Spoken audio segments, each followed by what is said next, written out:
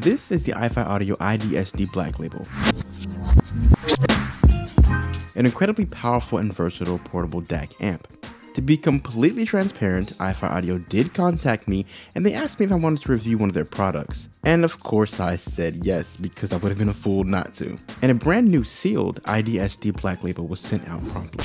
After testing and testing and testing, I realized I can't let this thing go. That was also the time I realized that I had been enjoying this thing so much I still hadn't created a video for it. So I bought it. This is replacing my shit stack that I've been using for a while now. The iDSD Black Label has a ton of features, and I'll explain a little bit what I like and don't like about the features a little later on, but I'm gonna name all of them. It has the extra bass mode, a 3D mode, 3 digital filters, one standard, minimum phase, and bit perfect. I'll talk about those a little later. It has a polarity switch. The Black Label can also be used as a preamp or directly feed audio to an amp. It has 3 power modes, Eco, Normal, and Turbo. And let me just stop and say, I love the fact that they're called power modes and each power mode is Eco, Normal, and Turbo. If you don't see the car reference there, it just can't get any clearer. The IE match mode eliminates hiss from your ultra-sensitive inner monitors. For inputs, the Black Label has a USB input, SPDIF in and out, and a 3.5mm headphone jack. Oh, and it can actually charge your phone. It puts out 5 volts and 1.5 amps. Now with the latest firmware, the Black Label does have support for MQA files. This is an MQA renderer. It's not a 100% complete MQA compatible device. So what it does is the unfolding of an MQA file begins within the program that you're using, and the rest of it is sent to the iDSD Black Label and it continues to be unfolded. Now with the iDSD Black Label, I am using Tidal to stream all of my music, and yes, I do have access to the MQA files on Tidal. Now when I look at what is actually being sent to the Black Label from Tidal when using MQA files, it seems to be at the 88,000 hertz range. The only album so far that I've actually gotten to stream above 88,000 hertz to the Black Label is Lord's album, as you can see here. Okay, so now that's out the way, let me get to the good part of this review, the good stuff. This is the meat and the potatoes of the review. This review won't be super technical, but what I'm gonna do in this review is just talk about everything that I've noticed while using my main set of headphones. My main set of headphones are the Sennheiser HD6XX, the HIFIMAN HE4XX, the Fostex TXO, and the AKG K7XX. Yes, all of my main headphones are the relatively inexpensive Mass Drop collabs. What can I say? I love Mass Drop. And I actually do have the HD58X Jubilee on the way. Okay, so I'll start with the Sennheisers, my HD6XX, because they're definitely my go-to set of cans. And boy, oh boy, do I love what I hear from the iDSD Black Label. People say the HD650 scales very well with better equipment, and this is definitely true. The iDSD provides the Sennheisers with a much more detailed sound signature and a slightly better soundstage. Its width and depth is larger to an extent. It's much easier to place instruments found in the soundstage, some closer and some further away. The HD6XX still has a small soundstage, but this does help. With the iDSD, the HD6XX has a clean bass response with a fantastically smooth mid-range, with great realistic vocal representation. In fact, the separation of bass, mid-range, and treble is just fantastic. To my ears, the HD6XX is a smooth, natural sounding headphone, and the Black Label brings that out tenfold. My second most listened to set of headphones are my HIFIMAN HE4XX. And with my shit stack, I tended to decide that my Sennheisers are my favorite headphone, but I'm not too sure anymore after pairing the Black Label with the HE4XX. Now, there's no doubt that the HD6XX is still more natural, smooth, and detailed, but the musicality of the HE4XX is addicting.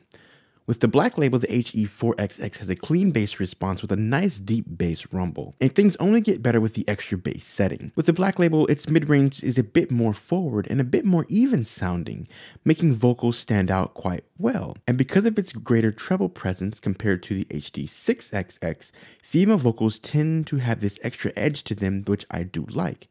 The soundstage with the Black Label and the HE4XX I'm also a huge fan of. It's wider, deeper, and has nice instrument placement. Also, it does have more of a height presence to it with the Black Label, and that's something the HD6XX can't match. Now, where the HE4XX excels with the Black Label is its sense of pace, rhythm, and timing. I've never been one to actually understand what PRAT or Pratt or however you pronounce it actually means, but I do it with the iDSD and my planar magnetic headphones. It has to do with the attack and decay of elements in a song that live higher up in the frequency range and that also live in the soundstage. Cymbals, horns, claps, these sorts of elements have a presence that is honestly hard for me to explain. They sort of tickle my ear, and I love it. This is something that I didn't feel with these headphones before the Black Label arrived. The most improved headphone with the Black Label out of the bunch are my Fostex TXO. I personally hated the way these headphones sounded when they arrived, but pairing them with the Black Label and using the turbo power mode, they're much improved. They still have this overall hollow sound to my ears, but its bass is definitely cleaner sounding with maybe a bit more body, but it still lacks definition or musicality, and that's where the extra bass setting comes in handy. It adds this extra bit of depth that was lacking from these headphones. Also with the Black Label, the TXO has that amazing feeling of pace, rhythm, and timing that I was getting with the HIFIMANs. Its soundstage also benefits just like the HIFIMANs does. In fact, the biggest improvement are its treble and mid-range. Mid-range sounds a bit more forward to me and has a nice sense of realism to the vocals. And the upper mid-range to treble has more presence and is a bit more even sounding to me. And now we come to the K7XX, the AKG K7XX. Not all headphones respond well to all systems. And I have to say, the K7XX didn't really improve in my opinion with the Black Label. Honestly, this will probably be the headphone I sell off first. When I listen to my K702s with the Black Label, I actually prefer them over the K7XXs.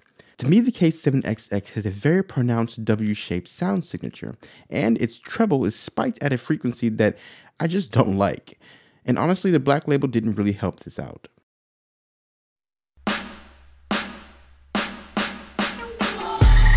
I absolutely love the iDSD Black Label from iFi-Audio, which is pretty obvious because I ended up buying the unit that was sent to me to review.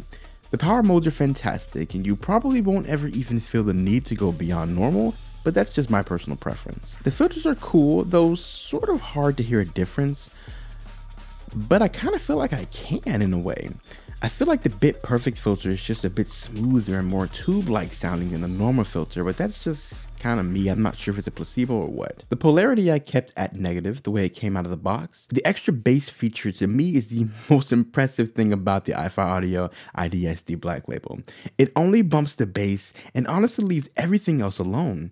I hear no extra mud in the mid-range. In fact, for me, when I flip the extra bass switch on during parts of a song that have no bass present, I can't even tell it's on until the bass hits. And the bump is so tastefully done and so down low that it really helps out with a lot of your thin sounding open back audiophile quality headphones. Now, the least impressive feature about the Black Label is the 3D setting. It just doesn't sound good to me, but I'll say with my Sennheiser PC37X, yes, another headset or headphone bought off of Massdrop, when I play Fortnite with the optical audio out from my Xbox, the 3D setting did kind of make a difference.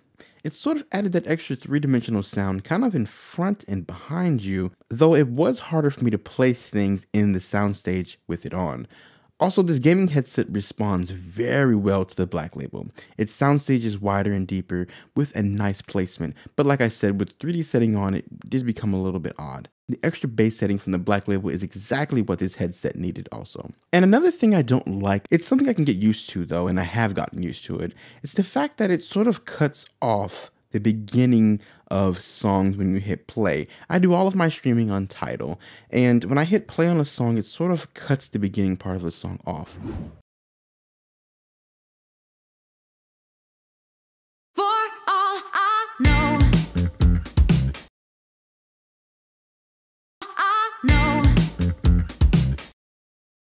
for all I know,